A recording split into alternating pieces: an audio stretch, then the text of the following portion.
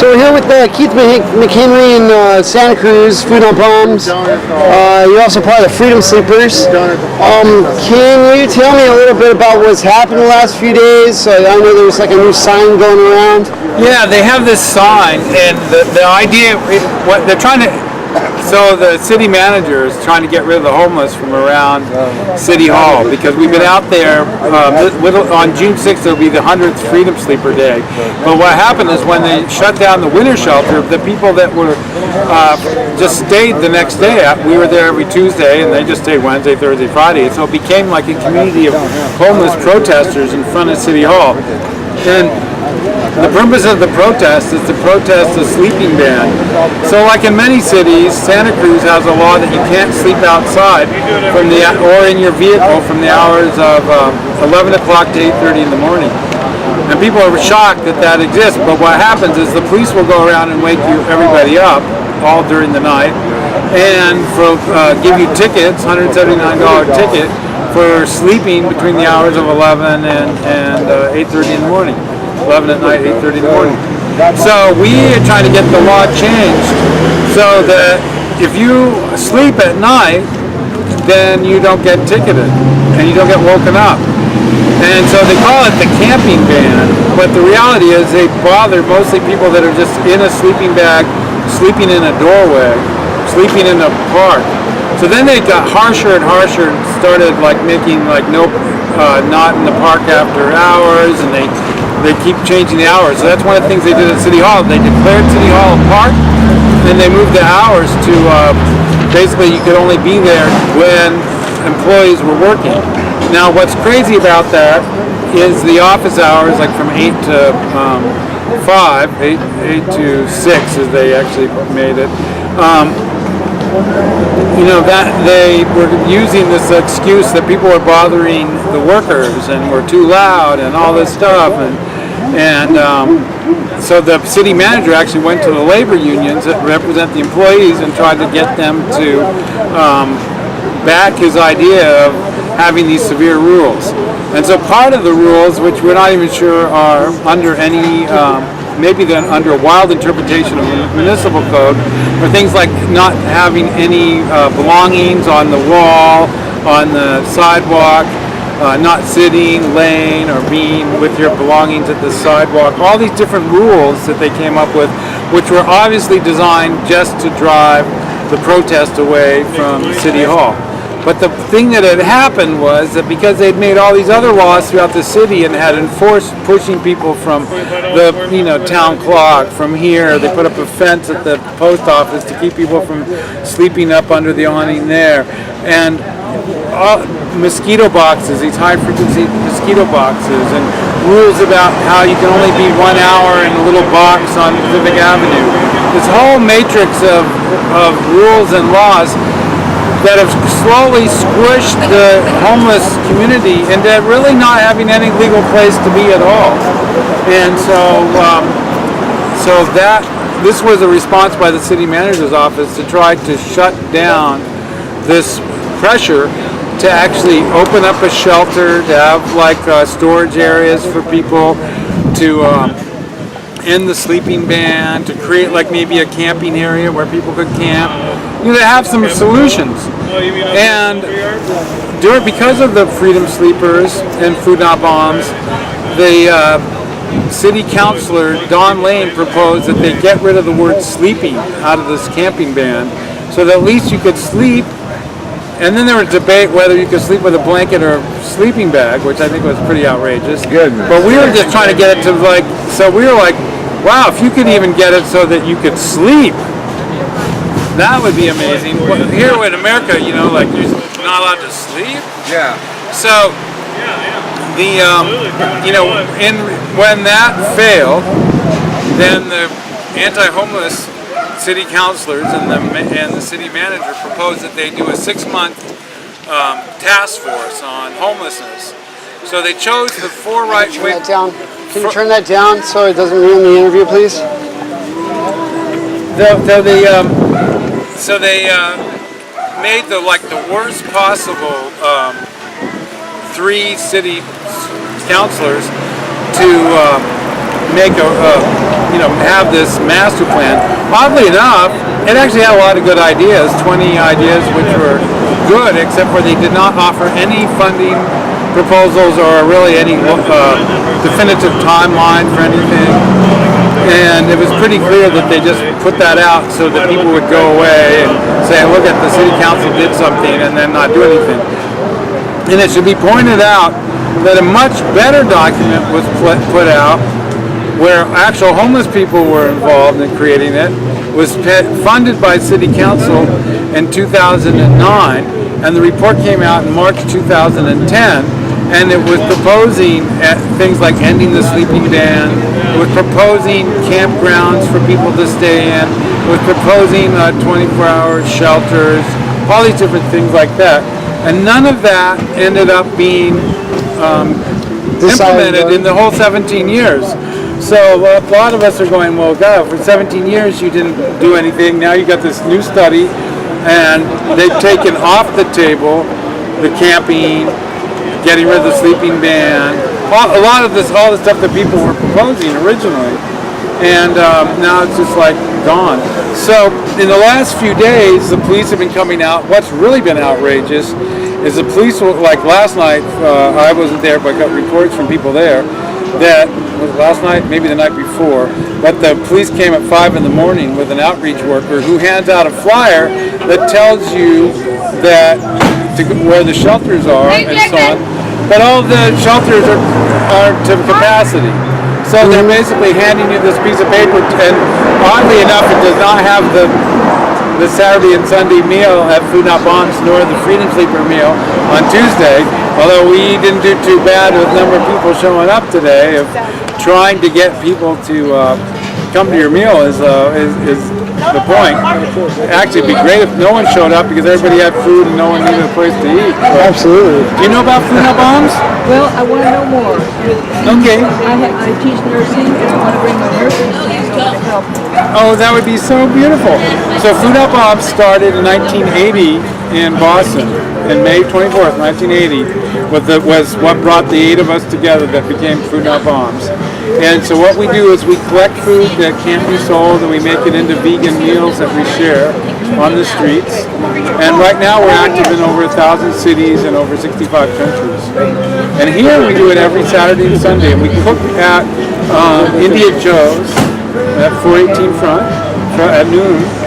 And then we bring the food down around between 3 and 3:30, it's set up, and then right when the bell rings, we start handing out the food at 4 o'clock. And we've been getting about 110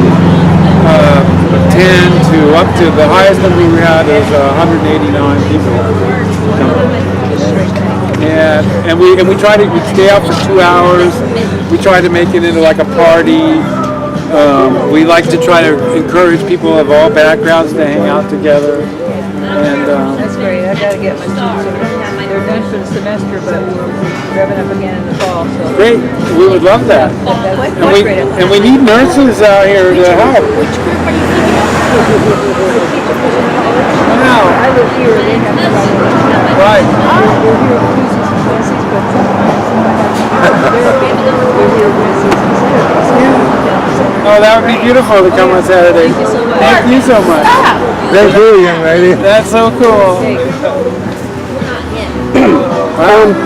You mentioned earlier about, that by your actions you actually increased the shelters, and those just closed, didn't they?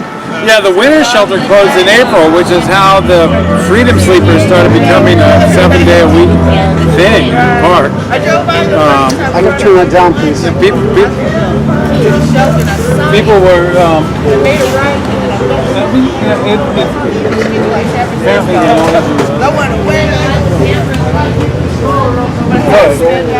I can't hear my voice on the video. Yeah, sorry. As soon as I'm done. Yeah, hi, welcome, John. I'm John also. Jonathan Keith again. What were you doing? You have a tag. For the NA. Oh, okay, cool. But I serve food to the homeless over in San Jose at St. James Park. Oh, at St. James Park. Yeah, we used to have a Food Not Bombs in St. James Park. We're trying to get it restarted. People kind of burned out. They were come and had. What day do you do that? We do it on Sunday morning. And you do it at the Broken Fountain? At the Burger Pump. Yeah. Is it a church? No, there's a couple of us that have been working for Envision. Yeah, it's like part of some shelter network, but the umbrella organizations keep changing. Right. And we said, fuck this, we're going to do it ourselves. So, Right. It's a lot of fun. Yeah. We get total enjoyment out of it. Yeah. We've been doing it for a couple of years now. Wow. That's beautiful. Yeah, we've been out here we started in Santa Cruz in '92. Wow. But we've been, like we used to do at the town clock, we've been doing it here, we've done it at the farmer's market down on Pacific Avenue, and out by a vacant lot, which is now Ross Dress for Less. It would start and then it would stop. Yeah, We've we- been doing it straight for about 4 years now. Yeah, and at this address. At this average. Yeah. So we were working with this county-funded rehab program called Support Systems. They would get all these food donations from all the grocery stores and Second Harvest. Right. And so all of the overflow that they couldn't fit into their freezer, we would just take. We cooked that stuff up, and so we didn't know what we were cooking from one week to the Right. next. Same with Exactly, this. yeah. Exactly. It's like food not bombs. Yeah, but the thing that was so fun is like seeing that you've got 20 pounds of artichokes and making something out of it, Right. and that's where my creativity came in, and I love that. That's You live there or beautiful. over the hill? Yeah, I live in Santa Cruz. Maybe you should check out Food Not Bombs because we're in 1,000 cities all over the world and in 65 different countries. And I don't know, do we have the 7th episode of Yeah, the Bomb? I don't see it here. Yeah, it must be in the down there. That's really cool. Yeah, it's like an all-volunteer movement worldwide. It's mostly college kids, age kids, but Sometimes not. that's up like here. It's not so much that. And we have we organize actually a relief effort in New Orleans and for Katrina, and we fed prisoners in a jail in Manila. Wow.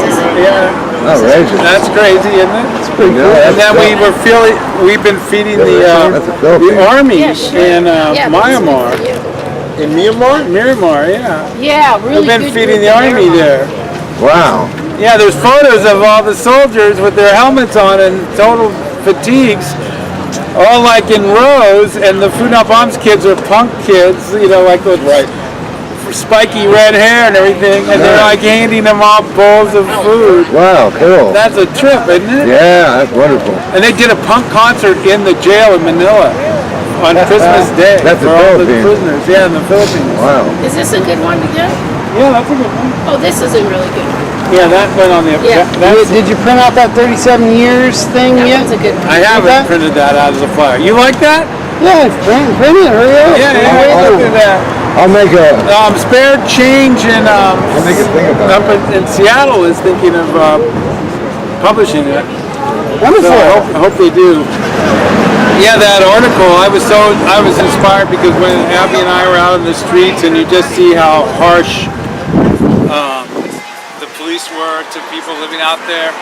And then in the past month, all these people have come up and they would say where's a safe place to stay? We just one guy was like from he got kicked out of a retirement home. And I have heard some stories, Yeah. I'm sure you have too, that just absolutely make my heart melt, Yeah. I had this one guy, and, he was a clean-cut looking guy, and he was out on the street, and I said, what's the deal, dude? It turns out What do you think, you Lawrence Well? both his, What do you think, you tiny both bubbles his or what? parents and his What is sister tiny were killed in a bubbles? car accident. Follow the bouncing. And in Mitch 2 Miller, days, Mitch the bank Miller, follow foreclosed the on their bouncing. house. Fucking Wow. He was follow the homeless. bouncing. That's incredible. Oh, wow. So maybe I was like, how can you do that? there was nothing that he could do. Right. But he wasn't on the market. It was just like, you gotta be kidding me. Another man that we met So he had no substance abuse issues. He had it was all about money. Money in the bank. And it was just that he didn't have that kind of money. Yeah. Most of us don't. Yeah, who can pay the mortgage? $3,000 out of your ass now. Yeah, right. Well, he couldn't do it. Yeah. Plus, you're freaked out that you lost your family. Yeah, and they don't care about it. You know, there was a guy in Aptos. He built a. I read this article in. I think it was in the Sentinel. I forget where I did research on this because Wells Fargo here. I was standing here talking to these three people, and it turned out three of the people had been red tagged, and they had a mortgage with Wells Fargo, and they lost their property. And the one woman was a realtor, and she lost a $2 million house in Los Gatos and $1 million property in Bonnie Doon. And she's like, tells me the whole story. And then I hear that another woman goes, yeah, well, I have a similar story. Three people that were homeowners have got red tagged by the county, and they lost their property to Wells Fargo. So I look into it. This guy in Aptos builds a building right on the beach. Huge, beautiful house, like 45, 50 years ago. He's a builder. He built houses all over Santa Cruz and Monterey County. He's an architect, builder. He designed that whole house for his family. All of his kids grew up there. His grandkids came to see him there. He got red tagged. He took out like a home equity line of credit to fix what they were going after. They kept changing stuff. Eventually, he couldn't pay it, and they foreclosed on him. So he bought an RV. He's fixing up the RV to move on to the streets, and he shoots himself in the head in the RV right before they leave. And so they end up sending him a form letter. All right, cool. So now we got a new victim. Ask me a question, Wes. Okay, so we're still in Santa Cruz, and here's Abbi Samuels, another Freedom Sleeper founder. We were talking with Keith about the new sign that went up, and how things have been affected, especially since the other warning shelter closed, and how things have evolved at the city hall with the sign and people, and how have things been going the last 2 months, and then especially this last week. Well, let's see. What I've heard happening, because I'm not there every day, that's for sure, is the green signs say that you can't sit or lie on any of those walls that look like they've been made for sitting. And they've been telling people they can't be there during open hours, which it's open to the public, and people should be able to sit there. I believe if a business person sat down there with their briefcase, they wouldn't be told to move or to take their briefcase off of the wall. But that's what the people that are living on the streets, they're told to take their backpack, their duffel bag off the wall. That's their personal belongings. There is no ordinance out there. And that pisses me off because they just use it against certain people. And that is selective enforcement, and it's illegal, and it's just horrendous. And I feel I can't do it all. I have a full-time job, so I can't be there all the time. If I had time, I would sit there all day long and tell people they can stay there. But they're harassed, and they believe the police when the police tell them or the rangers tell them that they can't be there. They have every right to be there at City Hall, especially when it's open, and I believe they should be there 24 hours because it's a seat of our government where they make the ordinances. The ordinances are, that's why we're there, is because we're fighting the sleeping ban ordinance, and we think it's unconstitutional. So I heard, I haven't told anyone this actually. I just spoke to one of the council members, and they're going to put the sleeping ban back on the agenda. But most likely it'll be 2 votes, unless there'll be a lawsuit. That's what we're working on. That's the only way out of it. But unfortunately, the lawsuits take a while, and meanwhile, people are suffering. People are dying. We have some people there that want to get sober. and they're alcoholics and they want to get sober from the bottom of their heart, but there's no place to get sober in Santa Cruz. You have to call up every single day, and if you miss a day, you have to go back to the bottom of the list. And what happens if you don't have a phone? There's hardly any pay phones. It could go on and on and on, and you're so drunk you might miss a day. So it's just beyond frustrating. So people have been harassed. Some people have left. And then you've got a lot of people that hang out there that unfortunately do a lot of drugs. And they do a lot of drugs, I believe, because they're out on the streets, and it's difficult out on the streets. I bet you, I don't know what the statistics are, but if we were to find out some way, which was first, being out on the streets and then the drugs, or the drugs and then out on the street, I bet you the majority of it is first they're out on the streets, and then it's so difficult and intense out on the streets. Just 2 nights in a row, I almost lost my mind when I slept out there. It's just horrible with the fighting between people that are high on meth with people that are drunk, and it's like, oh, and then people just so desperately crying, please stop, and they're all good people though. They are all good people, and they shouldn't be criminalized, none of them. They should all be, people should have a place that could be helped. This is not helping criminalizing. So you can't get out of that circle. Once you start criminalizing someone, they're never going to get off the street. So just to give you an example, we took someone into our house. He was about to have a nervous breakdown, and he really was trying so hard to get a job. So we took him in our house, and 2 days later, he is working full-time job, $20 an hour. Wow. Seven hours a day, 5 hours today. Tomorrow's rest day, and he's going to church tomorrow. That's that's what happened. That's one person. 2 people were in my house, a couple. I'm not going to mention any names, but they were in my house for 5 days last year. On the 5th day, because they have a place now that they don't have to worry about where am I going to get a shower, where am I going to put my stuff, where am I going to do all this? Now they can actually work on their next step, whatever it is, and they got transitional housing at Poly Law. Wow. And within 5 days, they were out of my house. Another person, she was at my house for quite a while. The problem with her was she was on Section 8, and she'd been looking at places, and we tried to help her, but in the end, they wanted to give her drugs in order to get onto transitional housing path, and she refused the drugs. And I don't think she's insane at all. So she's still out on the street, and she's 73 years old. She can hardly walk. When she gets up, if she sits down, it's very difficult for her to stand up because she needs probably two knee operations. And there are some other people I'm good. Oh, another person. She stayed at her house on and off for several months, on and off, and she got a job. And she was working as a landscaper.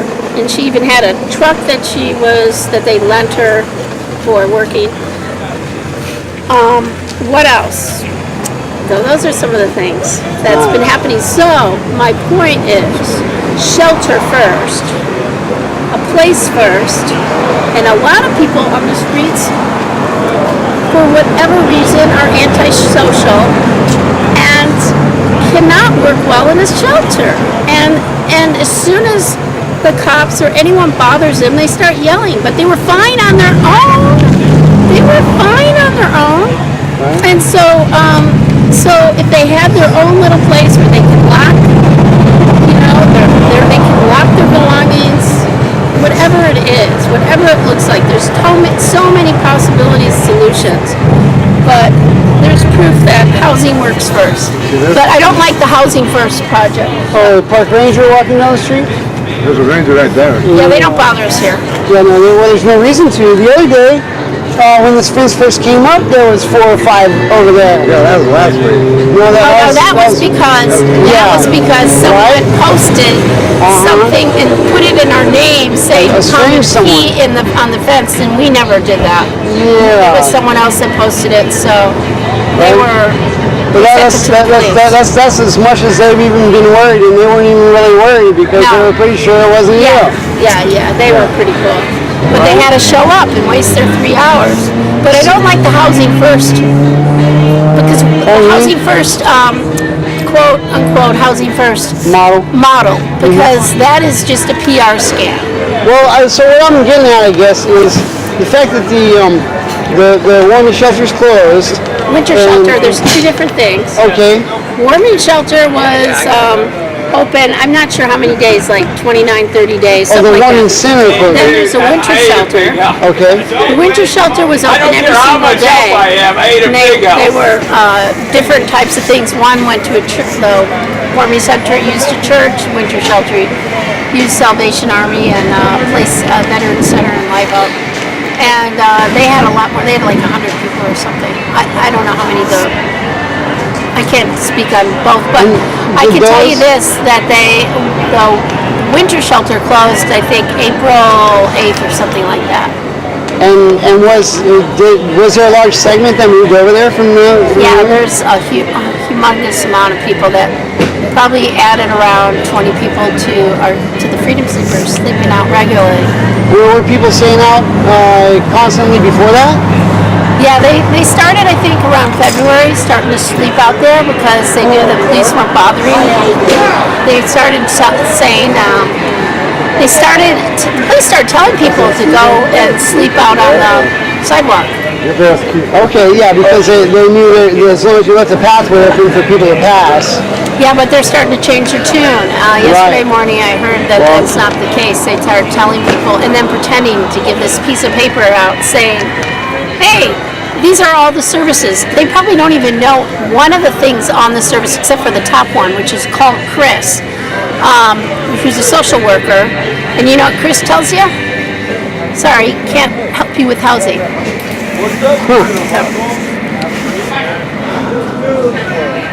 Well, why should we bother? I mean, waiting lists are full, but still, you got to move on. I thought there was a caveat in there. If there was no place for anybody to go, then they couldn't pick on you. But that's after the fact. You can get your ticket. The police don't check it. In other words, the police aren't interested in finding out if it's full. They just give you the ticket. Then you take your ticket to, I'm not sure if it's the courthouse, you have to prove that night you were on the waiting list. If you can prove you're on the waiting list, they will dismiss your ticket. So it's the other way around. Right? And it almost seems near impossible to meet their criteria. Yeah, it's like, at that point, yeah, it is almost impossible. At that point, getting a ticket, you just feel, a lot of people have, hundreds of tickets. Oh, I can imagine that. And I'm sure they're very respectful. The police are very, very respectful when they give the next one. Right. Also, this is what they've been doing. There are 3 people that had warrants out, and but they were for minor. But instead of the police doing anything with the warrant, oh wait, I'm sorry, that's wrong. That's wrong. That was incorrect what I said. Okay. 3 people were on probation and sleeping out on the sidewalk. What they told each of those people is that they won't bother them today, but if tomorrow they were caught sleeping, they will be in trouble with probation. So that's how they use it. One was for a couple who've known each other for 14 years, and they're always together, and it was for domestic violence, and they're trying to clear it up at the courthouse. But in the meantime, the police hold it over your head. Another person, I'm not sure what the probation was about, but they also said, if we see you here, that's it, you're going to be in trouble. So they're using it as to hold it over your head as intimidation. And so we lose a lot of people sleeping out there, and then there's a lot of people using drugs, and it's just so incredibly frustrating to keep on going, but Okay, one guy, 22 days in jail, city jail. 22 days in jail for what? Where is it, man? I'm not sure. I'm not sure what you're talking about. Say it again. One guy we met down in Chinatown, 22 days in jail. He's got 22 days in jail, non-violent crime. For a non-violent crime. I'm trying to remember who that is, but I just can't think of him off the top of my head. I think it was a couple of misdemeanors and failure to appear. Right, we see it, and it's all camping related. Yeah. So it's like, for what? And For what? camping bed! That's it right there, definitely. 22 days for non-violent crime. I mean, It seems a little long to hold somebody over for that. Yeah, typically warrants in Salinas or Montgomery County is $5,000, $7,000, $7,500 if you want to get out for a camping ban. $3,500 to $5,000 to $7,500 Wait. Is the bail? is the failure to appear warrant. Are you serious? Yeah. $3,500 to $7,500 Oh my God. for failure to appear for getting in Salinas it's actually a criminal, it's misdemeanor, not a ticket, not an infraction. It's not an infraction? Yeah, so if you show up serious? as a misdemeanor, In Salinas? but see the nice thing about that is you have an attorney that can represent you. Here you ain't got a prayer. That's why they made it an infraction. Oh. What a good point. you don't have defenders, public defenders here? It's an infraction. It's not a misdemeanor. You can't use. So it's not it's not criminally defensible. You're right. We had a lawyer for infraction. Wow, you really fought hard on that one. Did you guys beat him? Nope. It was for harassment of this particular rookie cop on Keith. They gave him 3 tickets all at once. And one was broken taillight. It wasn't broken. The other one was blocking the sidewalk as he was getting all the food out of the van. Serve the hungry. And the third one was failure to stop at a stop sign, which the cop car was behind him, which he knew. Why would he not stop at the stop sign? So we hired an attorney in. Actually, we didn't hire an attorney. We got it pro bono, but didn't work out very well. Oh, you still lost. We got one. Yeah. So that was One like drop of the other two, $400. huh? $400. You know the difference between Yuppie Scum and Santa Cruz and Marin County? No. 100 miles. Yeah. There's an awful lot. That's the sellout part, and I had a hard time with that one too. Marin County is a lot farther than 100 miles. Okay. So with the place closing out just these last few days, you've had the signs up, no municipal code behind it. My team told you specifically that it was a suggestion. Yeah, I guess you let that slip out at one point. No. It was the city attorney who said it was rules, city, what did he call it? Courtesy rules of the campus. They call it City Hall campus. Right. It was still city government. But it seems like it doesn't matter if they're enforceable or not because the police are using it and the rangers are using it to tell people that they're going to cite them, even though there is no citable municipal code. Even the codes they're claiming that are municipal codes are laughed at by the ACLU. I brought them to the ACLU and they thought it was totally, could be easily lost in court. That it's not, those walls are not customary to sit on. That's what they're there for. Right? Exactly. They're nice and flat for a reason. I'm going to try to find out from the city planning, try to get the plans. I was told last week, can I get on this? Go ahead. I was told last week that Whoa, except for this. at that Tuesday meeting, there was a whole bunch of people that actually have a place to live, that they were sitting on that wall, and they talked to the commissioner about it, and he said, "Oh, that's just." Yeah, right. That was what was. That was Lee Brokaw said. He went up there. And you're right. It's my car. 5 or 10 people. Can we turn the volume down? I wasn't there here, but I heard two people that were I can't get an You interview didn't with ask me to in the turn the background. volume. Now you asked me if I could. Right, well, would you? Yes, I will. Thank you, I appreciate it. Clear in your Yeah, right. You're only going to Right, program because seminars when you together in say LA. can I? Well, of course you can. You know, go ahead and do it. You might get hit, but go ahead.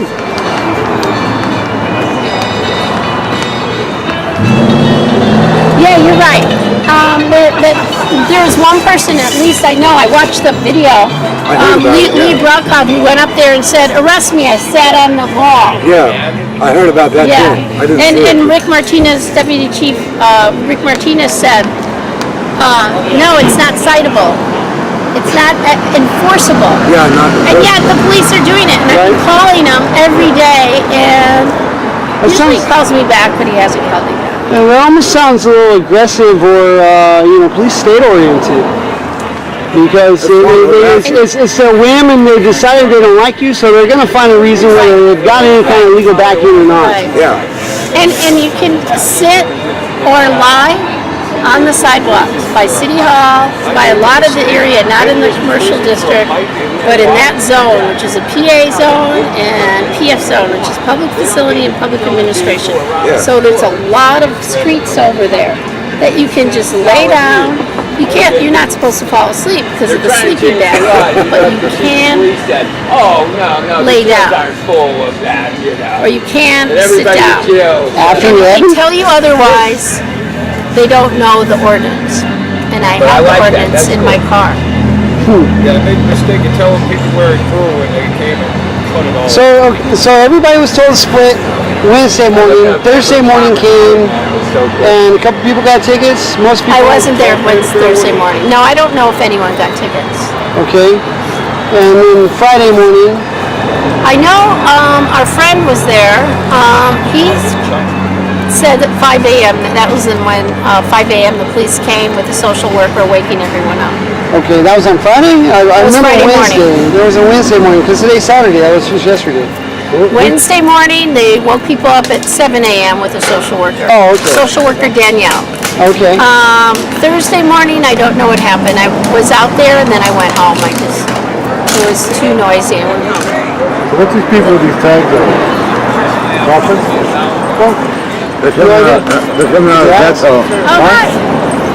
They're coming out of what? The vets hall. They went to the narcotics and Oh, that's what that tag is? Yeah, that's Yeah. what I was told, yeah. Okay. So Friday morning, another social worker came earlier in the morning? Yeah, some social worker. I think she's married to a police officer. That's what someone told me. I don't know if it's true. Okay.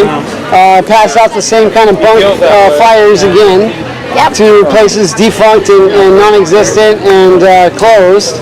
Well, and a huge they're waiting open, list. but they're only for people that have money, that have a steady income, and that can fit their rules, and that can do transitional housing. And they might be able to get on their plan, but there's no emergency beds. There's no real shelter. I think there's like 15 beds total, and those are always full. Do you know how many people have been around the last few days and most of them left? Nah, I heard Friday night there are only like 10 people. But there was 10 people. Thursday night. So they're still sticking because they absolutely have nowhere else to go, Nowhere obviously. else. Because after you get punched in the nose, you leave. And for them to stick it out because they just have nowhere else to go. And probably a lot of them are from the shelters. You know, they're just, they're clinging on to whatever kind of dignity and society they got left. So sad. So frustrating. Makes me so angry. I think Martine Bernal is behind it all. I would imagine that's a pretty good impression. In Salinas, we do have a triad between the manager, the mayor, and the attorney, and those guys basically call shots. But the head of Parks and Recs is pretty bad too. Morrow. He has to be because that's the arm that keeps on getting you tickets. Right. So next, protests start protesting, sleeping out at people's houses, in front of their houses. That may actually work. You got to do you have a priority list in mind? Oh yeah. Okay. That's confidential. Right? No, I'm just asking if you got one. That's all. Not asking for. Yeah, we have one person in mind. Okay. No, we actually targeted the mayor last year. Yeah. Specifically because he's one of the three. That's a good point. And of We course, weren't the, thinking the mayor, but maybe we should. well, The mayor lives really close to where I live. oh wow, It might be convenient. yeah, it I like sounds to easy. just drag my bed out right in front of her house. Yeah, there you go. Just bring a bunch of ribbon with you and that portable shower, rectangle thing, and a bucket. Yeah. That'd be kind of fun. Just let me know if it happens. I'll be there to document. Definitely. All right. Well, thanks for filling us in. I appreciate it. Thanks, Wes. You're awesome. Thanks for coming all the way from Salinas.